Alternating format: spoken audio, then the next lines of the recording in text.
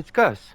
And we're going to talk about three companion equip bonuses: the Wild Hunt Rider, the Tame Velociraptor, and the Repentant Dragon Cultist.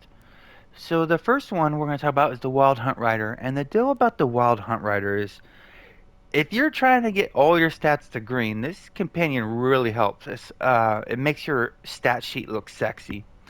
Sometimes it has a 10% chance on encounter use to increase your CA by 11.25% at Mythic. So the deal is you can use this or the 7.5% Golden Cat or the Stalldorf. The issue with the Wild Hunt Rider is, I mean, for HRs, you'd think it would be great because we can spam 6 encounters in a row. So if we can get it up in an encounter rotation, we'd be able to get it up in an artifact call. I just did 15 tests and I averaged 10.7 encounters in order to get it to proc. And 10.7 encounters is too much. You'll miss an entire artifact call. So let me show you. Let me summon this guy, and we'll know because it'll be a blue hand right here, and I have it to the last one to pop up will show up first. So we'll see it instantly if it pops up. So one, two. Shit. It's amazing. Look at it procs after 2 times. That's very good if it worked like that every time, shit, everybody be running it. One, two, three, four, five, six, seven, eight, nine, 10, 11, 12, 13. 13 encounters for it to proc.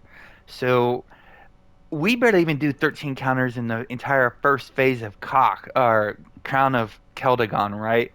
That's horrible. So you're missing out on a guaranteed 7.5% CA to get a chance at 11.25%. One, two, three, 3 times. That's amazing. 10.7 was my average. Now here, 2 out of 3 times it happened very quickly, right?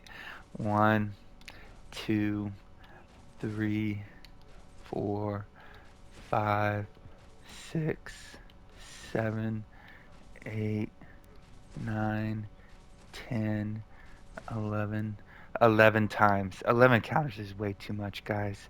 I'm not a fan about it. I don't recommend it. But if you're going for that all or nothing, trying to be top DPS, it's it could come in handy, but I'm not a fan of it. So on PS4, I believe all or most of the groups that have completed the new trial have been using striking companions. And we don't know for certain if striking companions are better than augment. Many of the people I know, including myself, believe that striking companions are, but there's some serious shortfalls. The first shortfall is you have to use the Tame Velociraptor. All 5 players have to use it. The Tame Velociraptor is the most powerful companion equip bonus in the game. It's more powerful than Batiri. The reason being is it gives you 3.8, I believe it's actually 3.75, 3.75% power, and for every person in the group that equips it, you can get that up to 5 times for like 18.75% power. And that extra 11% stats that you get really closes the gap of the 21,000 stats, 21,000 plus stats you're losing from not running an augment. It closes the gap big time. And that's what can make strikers very viable in the new trial, if not best. I can't say it's best because I don't have the data, but the math says it is. So the thing with the tamed is if you're running an augment build, there's no way you can use this companion for DPS because you're just gonna be so far over on power, it's ridiculous. But in a striker build, notice all these insignias are all aggression, skill, aggression, skill, aggression, skill, aggression, skill, and we're not running with the this ring that everybody runs with because we don't need that power. So we can run with the even better ring that gives us 10% damage against the undead, which is basically the entire trial, the new trial. And we don't have to run the precipitation glove, so we don't have the downtime of not having that 7,500 power from trying to get your 20 stacks up. So it looks, look at this, looks horrible, right? This looks horrible, but when you get the put on a sorbet and add in 15% more power, bam, you're there. So it's a very good companion. The only problem is it's almost completely unviable in an augment build. It's great in a striker build. And on PS4, if you're gonna be unlocking the trial soon, people are gonna ask you if you have a tamed or not. And if everybody's running a tamed, that person has to run a tamed, or else everybody's losing out on 3.7% power. And then the last companion we're going to talk about is the Repentant Dragon Cultist. So on paper, this companion looks really good, right? Every time you do a daily on an enemy that has above 50% health, your daily does 7.5% more damage, right? But against dragons, which is the new trial, it doubles to 15%. Well, the deal about the new trial is, yes, it's a dragon, but it counts as an undead until the second half. And in the last phase, it counts as a dragon. But in that last phase, you're going to use your daily twice, maybe 3 times. So you'd only have 3 attacks the entire fight where you'd be getting that 15% damage bonus on 3 attacks. 2, maybe 3 attacks. So it looks great, but my recommendation is not to consider it. Now, I don't have ACT because this could be buggy as hell, right? It could be doing shit. It could be doing 150% more magnitude instead of 7.5%. We don't know. I can't figure that out on PS4. Could be possible on with advanced combat tracker to find out. But for now, based off the tooltip, which we know are many times faulty, and the game developers know about it, but they don't fix them, so people waste their resources, and their help desk won't compensate them. But that's a different story. So I would not recommend the Repentant Dragon Cultist for now. And then let me just do a couple more. Let me do another one, two, 2 hits, and bam, the Wild Hunt Rider procced. The other one was 11. Oh man, if it procced after 2 hits, everybody would be using it. 2, 3, 4, 5, 6, 7. 7. So 7 encounters, so you'd maybe have it up in an artifact call.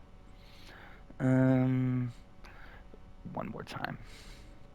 After the 1, 2, 3, 4, 5, 6, 7, 8, 9, 10, 10 encounters. Now, what's saving grace is that if you activate it again while it's up, it refreshes back to 10 seconds. So you can have it up for 20 or 30 straight seconds if you're very lucky. Um, uh, Luck isn't something you really want to build around, though, I think. And then lastly, people have been asking me why I've been running the Mel Menzo Baranzan Renegade. The reason being is watch the enemy's buff bar. 1, 2. There we go. In the middle one, that purple upside down pine cone. That right there increases the damage the enemy takes by 3%, which means all 10 players and possibly 10 striking companions, there it is right there, for 5 seconds will hit the enemy 3% harder. It's very good for trial play. The problem with it is you can only have one in the group, because if you have 2 Menzos, the buffs don't stack, so you can only have one. And the issue is that it's not really good for solo play or for 5-man content. So it's one of those things that I don't really care, because the 5-man content and solo content is so easy right now once you get to end game, that I can afford to lose that 6% stats that I would be getting from the male metallic dragonborn, or whatever gender, the metallic dragonborn. And that 3% is for the benefit of the group. completing, not from my damage board. And it's stuck behind a paywall too. You can't buy it in the auction house or the Zen store. You have to pay on the PSN store for it. So that's why I'm using it. After the trials get better, though, I will go back to Metallic Dragonborn. That 3% power, 3% crit strike, and 27,000 hit points, and 3% incoming healing are just too good to pass up. Well, there you go. Stay class, Neverwinter. See you soon.